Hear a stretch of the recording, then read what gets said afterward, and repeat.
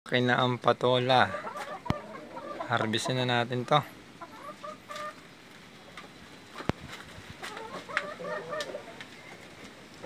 Op, 1-0. O isa. Dahil pang bulaklak. Laki ng patola. Ay, pang bulaklak. Isa nahulog. Patola.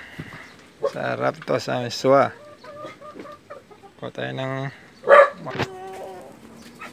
harvest din tayo ng malunggay. Gulay-gulay muna tayo. Gulay-gulay. Ang malunggay ni Lolo Kone. Oop.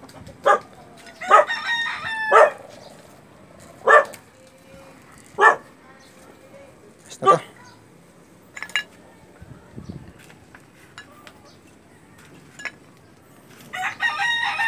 Basta naka-harvest na. Nakaano na tayo. Ito ang ating mga manok.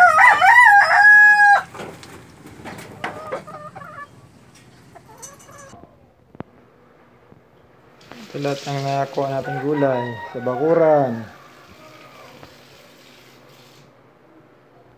Papaya, patola, dalandan o dalanghita at dahon ng malunggay. Dito na wala tayo guys.